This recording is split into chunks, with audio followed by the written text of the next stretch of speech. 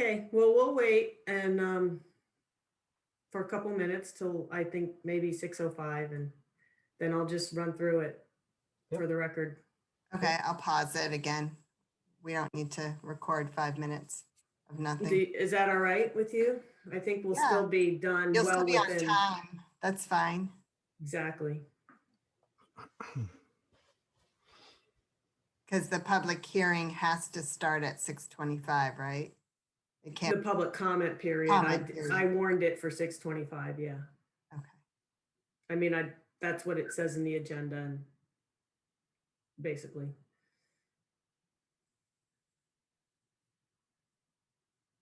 Josh Esty raised his hand. Is he allowed to speak?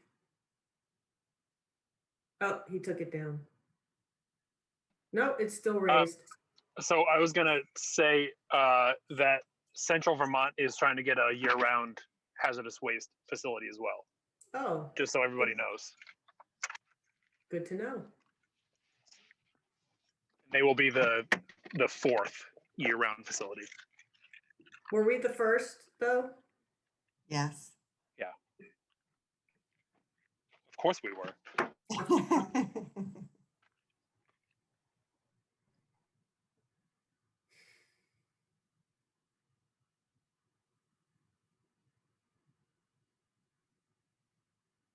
Since we're paused and nobody else is here, anybody gonna watch the debate tonight? Probably. Of course, they are recording on town meeting. Oh, okay. Sorry. Thank you for the reminder. I won't. But I'm gonna watch. I watched the last one. Oh my goodness. Yeah, this one might be slightly less stressful to watch. Agreed. I don't think there's anything less stressful about any of this. All right, I propose I should start. Yeah, I agree. Is that all right? Okay, before I get myself in any kind of trouble saying things I shouldn't. All right, I'm going to start the timer. Start the recording. Started. Okay. Okay, good evening, October 7th, 6:03. We're starting the second public hearing for the CSWD Draft 2020 Solid Waste Implementation Plan, also known as the SWIP. I'm Michelle Morris. I'm the Director of Outreach and Education for the Chittenden Solid Waste District, and I'm joined by Jen Holliday and a couple of other staff members who are helping run this presentation. So thanks to you all.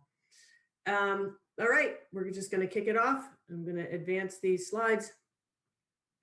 This is the outline of how this is going to go this evening. The first thing I'm going to do is an overview of what the SWIP is, which will outline its purpose and the requirements that are contained in it. And then I'll go over a summary of the public comments we've received as of today, the next steps that we need to complete to reach final approval by the Agency of Natural Resources in Vermont for our SWIP. And then we will have the public comment period at 6:25. What is a SWIP? So the Solid Waste Implementation Plan is required by Vermont state law, and it's updated every, every 5 years. It is in response to performance standards that are outlined in the state's Materials Management Plan, or MMP. And the SWIP itself states in it how every Vermont city and town, or its designated entity, which is what CSWD is, waste management entity, will meet those performance standards. The state performance standards are intended to promote statewide goals of reducing and managing the amount and toxicity of solid waste generated in the state of Vermont. What are the requirements in the SWIP? So this first section I'll talk about is about how we, regarding implementing policy and collecting and reporting data requirements related to those tasks. So the first one is about a variable rate pricing system, which is sometimes called pay as you throw. And that just states that hauling companies or anyone who picks up and transports waste may not itemize mandatory recycling and trash. And that's a state law. It has to be bundled or included in that billing. And that's variable rate pricing. But also it states that you must pay according to how much waste you generate. Actually is more about the pay as you throw. We must track and report disposal and diversion data. So disposal data, it talks about how much material is going into the landfill in Coventry. And diversion just means how are we keeping anything out of the landfill? What programs and facilities are taking care of that? And we report data on that. The SWIP must include a process and standards for how any processing facility that is in Chittenden County becomes included in our solid waste implementation plan. So there's, again, standards that they have to meet to be included in our plan. SWIP requirements also include what specific things we need to do, performance standards we need to meet around informing and educating our members. And there are a lot of standards and metrics about this topic. We must maintain and provide hauling service info. So we license all the haulers in our district in Chittenden County. And if any member of the public wants to know how to find a service, they can come to us and get that information. We are required to conduct residuals recycling meetings in this new 2020 SWIP. That's a new requirement. Basically, that's a requirement that we work with the state and local stakeholders to discuss implementation of things like wastewater treatment facility biosolids and how those are managed in Chittenden County. We must inform, educate, and assist specific sectors of the public to encourage compliance with those SWIP goals. So it specifically outlines how we're going to work with K through 12 schools, businesses and institutions, including colleges, as well as events. And I'm very proud to be the director of our outreach and education team, and some amazing staff that we have that works with those sectors year round to help them meet these requirements. We're also required, as another part of that, informing and educating our members. We maintain a website with information on very specific items, such as the hauling companies that I just mentioned, food recovery groups. So that's things like food shelves and the food banks, state disposal bans. So that means materials that are not allowed to go in the trash or in the landfill. That's things like hazardous waste, electronics, paint, batteries, all kinds of things that aren't allowed to be put in the landfill. Safe disposal practices. So if you do have that paint, for instance, or electronics, what do you do with it? How do you safely take care of it? As well as reuse, recycling, and other diversion opportunities for unwanted materials. So again, on our website, we do have this information, and we are required to do that under the SWIP performance standards. We also must collaborate with food recovery organizations. Again, that's those food shelves and food banks, to encourage donation of quality food, because the hierarchy that the state has established, which makes perfect sense, is the first step you want to do is prevent creating waste in the first place. The next step is to use whatever quality food leftover you have to make sure that our neighbors get that food and are fed. People in need get that. And then the next step would be, you can also feed livestock or animals under certain restrictions. And then comes composting and other beneficial reuses of leftover food or food scraps. Other requirements included in the SWIP are that we must ensure that there are regional collection opportunities. This does not have to be at our facilities. So the SWIP does not require us to establish any facilities, but we have to ensure that somewhere within Chittenden County or the region nearby provides an opportunity for collection of household and small business hazardous waste, state landfill ban materials, such as some of the ones I mentioned previously, batteries, fluorescent lamps, used oil, tires, electronics, appliances, paint, and propane tanks. as well as textiles, leaf and yard trimmings, clean wood, asphalt shingles, and drywall. And I'd like to just take a moment to outline some of the opportunities that we do have here in Chittenden County that we're really fortunate to have at our for our public, members of our public. Household and small business hazardous waste. We have the first in the state and still one of only a handful of permanent year-round facilities. Ours is the Environmental Depot. It's an Airport Parkway in South Burlington, where we accept by appointment lots of these materials that I just mentioned: pesticides, herbicides, paint, which we actually make into a product called local color paint. We're one of maybe only 2 programs in the country that actually filter and sort by color and then resell that as a great product at low cost to our public to keep it out of becoming really wasted. We accept many other materials, as I mentioned, such as used oil and fluorescent lamps at the Environmental Depot, and it really is just an amazing resource that we offer. We also collect some of these items at our drop-off centers.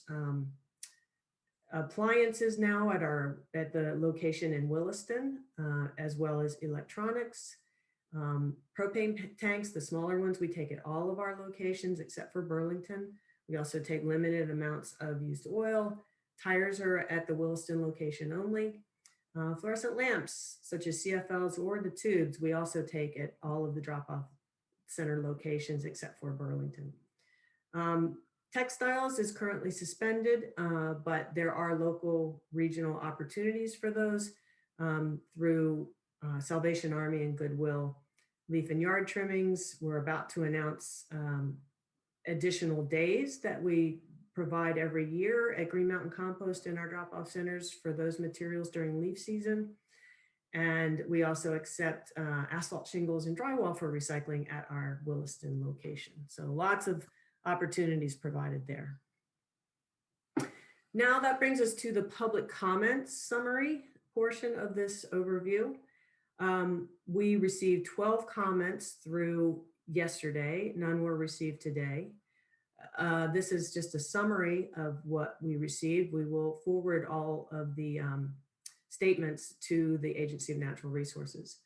All of the comments we've received were outside the scope of the really specific prescriptive requirements of the SWIP. 3 of the comments recommended efforts targeting packaging reduction and stewardship. I'll talk more about that in a moment. 3 of the comments requested reuse facilities co-located at our drop-off centers. Again, that's not a SWIP requirement for us. 1 of the comments suggested a change to state statute requiring the recycling and trash fees about the requirement that recycling and trash fees be linked in hauler billing for residential services. And as I mentioned previously, that is a state requirement. We don't have that option of allowing those fees to be separated. And then the remaining 12 comments covered the things like the need for a local landfill, concern for human population control, and then some general comments expressing appreciation for our drop-off centers as well as disapproval of our current drop-off center operations. Again, all of these comments were outside the scope of the SWIP, but we do appreciate receiving all input and comments and pass those along to our management staff. I do want to mention that second bullet about efforts targeting packaging reduction and stewardship, though it is outside the scope of the SWIP, it is an area where CSWD has actually been a leader for more than a decade. CSWD's Jennifer Holliday, who's with me this evening, was founder and is currently chair of the Vermont Product Stewardship Council, which works in these areas. And she's currently been working with the Vermont legislature on packaging legislation that they are considering right now that would target the producer's responsibility in taking ownership of these materials. We have product stewardship, or also called extended producer responsibility legislation in place in Vermont already, thanks to these efforts for electronics, paint, batteries, I never get them all, electronic, mercury switches, fluorescent bulbs, and what am I missing? Thermostats. Thermostats, thank you, another mercury item. So they target the most toxic or hazardous materials, and also oftentimes, such as with packaging, materials that are difficult to manage or come in high volumes and high quantities. Right. Yes, that's what I wanted to say about that. This next slide, I'm going to see if I can increase the size of this and still see it. This covers information that we collect. This is back to that data reporting requirement. We are not required to do it to the extent that we do, but we take it very seriously. And we like to know what we're managing. I apologize for the bit mapping on this slide. But what this top pie shows is all of the materials that the businesses, residents, visitors, everybody who lives, works, and plays in Chittenden County, all the stuff we all created or generated. This was in calendar year 19. And all of that totaled 309,000, almost 310,000 tons. Of that, the very top portion is all the items, all the stuff from that material that was generated that was kept out of the landfill, what we call diverted. So the blue wedge is 16% of that was recycled. 11% of that was what we call organics, so leaves and yard debris and food scraps that was kept out of the landfill by composting often. And the bright orange is just 2%. That's what we call special recycling. That's some of those specialty materials that can be recycled, but not in your blue bin. And then that big brown wedge is what we call C&D, construction and demolition materials. And that again is stuff that was recycled, made into new products and kept out of the landfill. So all of that is 61% that we are diverting through existing programs and facilities. Some of them CSWD owned and operated, and some of them not. The remaining 39% was sent to the landfill in Coventry. That's about 100 and almost not quite 122,000 tons. So of that material that was sent to the landfill, now we're down to this little pie. 52%, or just over half of that material was landfilled, was stuff that we have no options of better things to do with it at this time. There's no programs, there's no facilities that we could send that or do with that to keep it out of the landfill. However, of the material landfilled, 48% could have been kept out of that landfill if everybody who lives, works, and plays in Chittenden County had taken advantage of existing programs and facilities. So 10% could have been recycled through regular, what we call blue bin recycling, the material that you generate every day in your household for recycling. 7% was that special recycling. It's things like old clothing and textiles, scrap metal. A whopping 25% of that stuff that was sent to the landfill was organics, food waste, and probably not as much in Chittenden County leaves and yard debris, because we know from waste sorts that we do a really good job of keeping that out, because it's been banned from the landfill here in Chittenden County for ages, for 20 years. But the food scraps is a big part of that. And that's why the state decided to enact Act 148 and phase in the requirement for everybody in Vermont starting July 1st this past year, that we all need to start finding better homes for all of that food waste, because we need to make that big 25% wedge smaller. And then the last 6% was the construction and demolition material that was still being sent to landfill. So those are the opportunities, the blue, orange, green, and brown. Those are the opportunities for improvement. All right, so that brings us to the steps to getting our SWIP approved by the State Agency of Natural Resources. We are at the highlighted step right now, which is where we've publicized these public comment meetings, the 2 public hearings, the last one last week, as well as this one right now. We are going to collect those comments that I mentioned previously, I'll bring this to our Board of Commissioners, which will next meet on October 28th, and they will see the results from this meeting, as well as all the comments.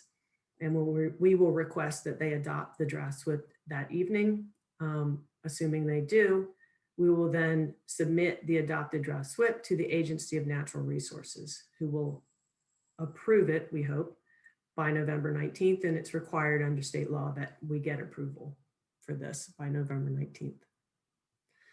So it's 6:20. This brings us to public comment period. I'm not seeing any public attending this evening, but we will keep this open until 6:25 at least, to give folks an opportunity who may have seen that time to show up. And at such time, if we get new attendees, we will instruct them. John Dorwart, our information technology guru, will see you enter the waiting room and will unmute you, allow you to participate in the meeting. In the meantime, Jen Holiday, is there anything you'd like to add, or any other staff attending? I was just thinking that such an enormous part of the SWIP is about outreach and education.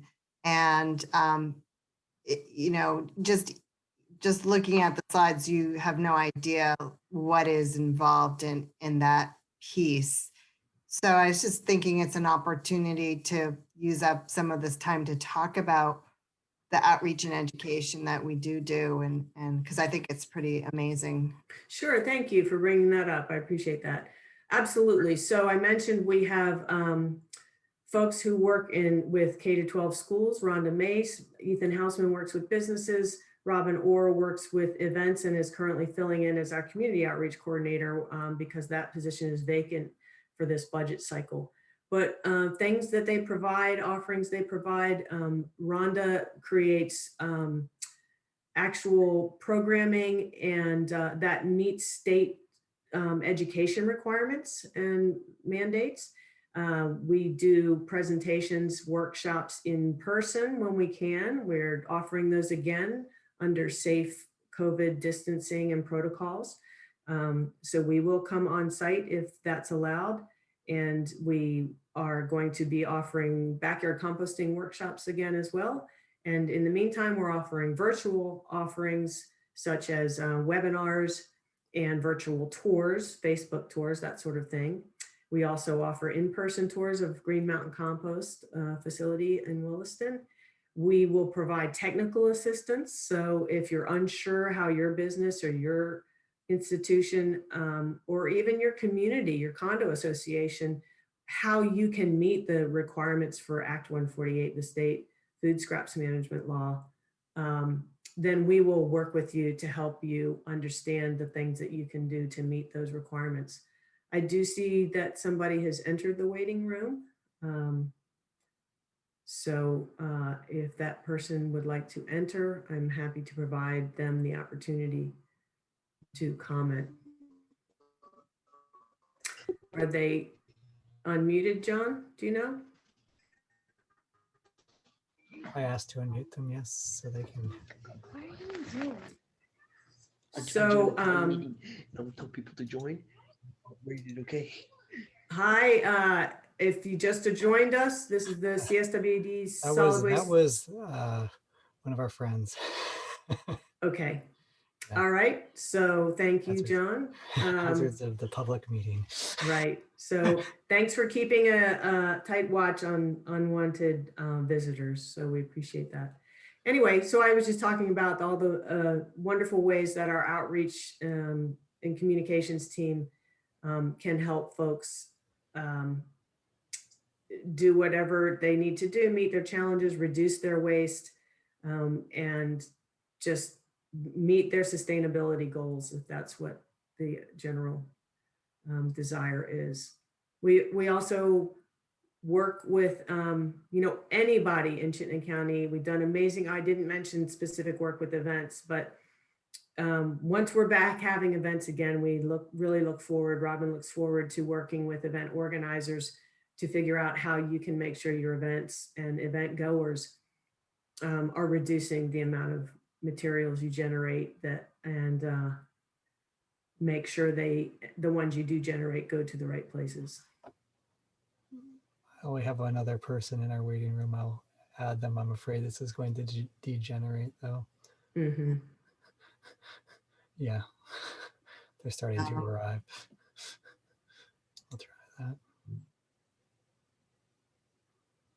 Mm-hmm. When you warned it, Michelle, was it clear that it started at 6? Yeah. Yes. Yep, there we are. Oh John. my God.